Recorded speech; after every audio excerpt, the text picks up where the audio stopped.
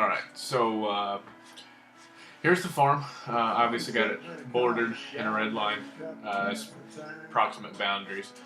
We can try to go a little quicker. I did one of these, it took me 14 minutes, so I'll go a little bit quicker. Right in these areas, right in here, we have timber thickets. I did some research, and these are, you make these really thick, a lot of undergrowth, surround them in pines, and then put just as thick as can be in there, thorny stuff, just anything that will give the deer good cover, and leave those alone. Don't ever go in those. I also have one right in this area, a little bit bigger, and they say to put them in the middle of your property, and this is about the best that we can get.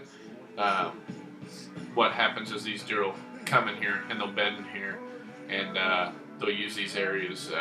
It's like whenever they get into pressure from other people hunting, for instance, the Ruckers over here and the people over here, as well as us.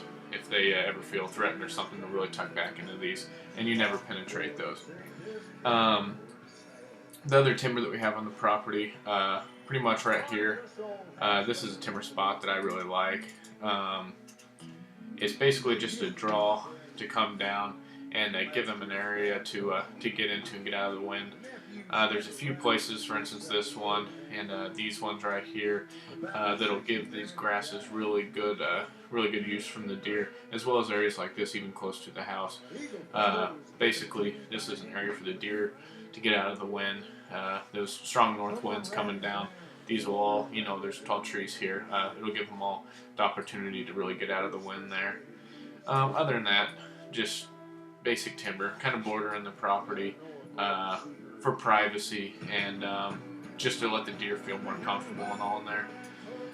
As far as other trees, we were looking at fruit trees here. For example, we got some persimmon trees, some rows of apple trees, a little pear patch here, and then a plum thicket. What I read about the fruits is you want these to actually pay off as an actual food source instead of like a snack. So do more than 8, and I think I did 10 pears here, and then just a good number of apple trees here. I heard Granny Smith's, Golden Delicious, more of the green sweeter apples, sweet and sour apples. Those are the best fruits to put in. These pine thickets, we're going to be clearing out some timber here as well as here, and these thickets are a good food source as well as really good cover. They'll grow real thick and provide good shelter.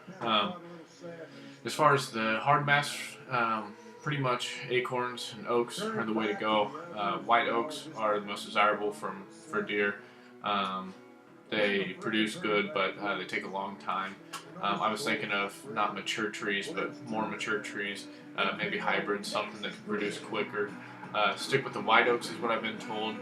There's bur oaks that also produce really well, but they're more bitter, and the deer seem to go for the white acorns a lot more. Off of that, we'll move to the food plots. Let's see, right here, this food plot here, this one, and this one. These are our three row crops here on the farm. With these, corn and beans. These will be beans this year. I was considering the thought of this 4 or 5 acre field here, switching it up to where these two will be beans next year, and that'll be about 25-30 acres of beans, and then making this little 4 or 5 acre corn, so they'll have the variety and not have to leave our property for whenever corn's desirable to them. Also, corn gives off a lot of shelter, especially if you keep it year round. This area here, I was wanting to do something, some sort of food plot now, maybe add a little more grass in here on the back side, but I know that the slope here is pretty steep, and erosion's kind of a thought in this area, but oh god, what's this song? Okay, I'll just mute it. This area here being more of like clover or something that's a perennial, and maybe that would help restrict all the erosion. Also we're cutting a field out here, maybe change the shape up a little bit or keep it similar to this, or we got a free range of motion here. Anything to where we could put, this will probably be our go-to spot. something that'll go from early season, probably to mid-season, and maybe produce some late season, like a small amount of turnips or brassicas or something of that sort.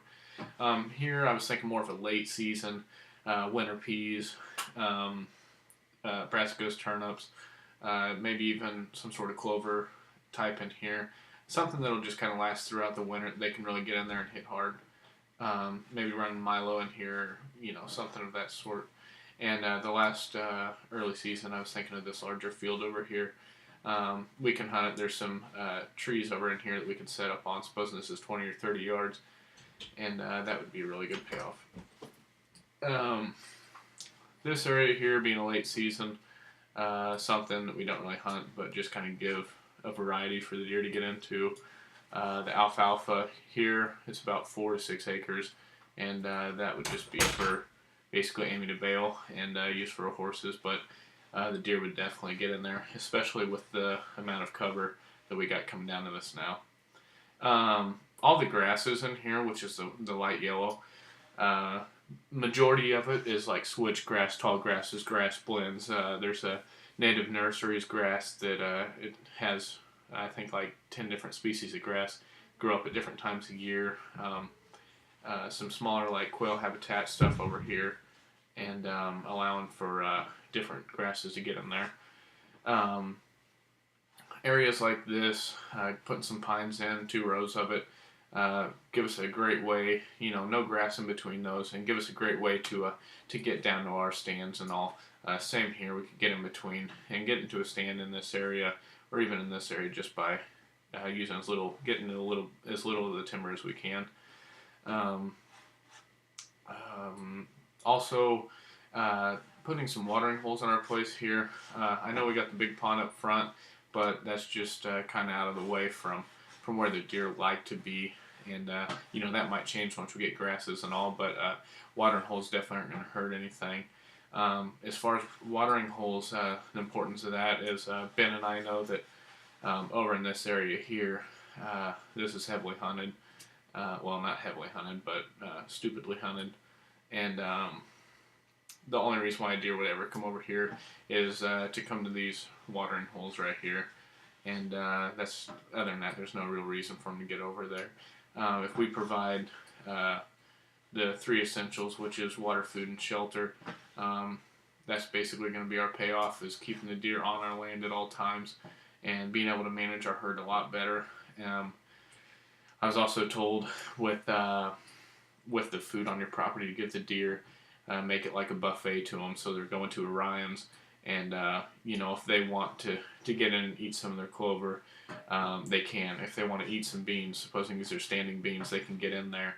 I was told to go from green to green, so once whenever the deer in here are eating the green beans, and once they start to transition off of the beans and where they'll typically start hitting corn, they can go from a green desirable field here, and once that starts to get a little more bitter to them, they can get over into another green field, and it's a lot less dramatic for them to go from beans to corn. Other than that, this is basically what we were thinking for it.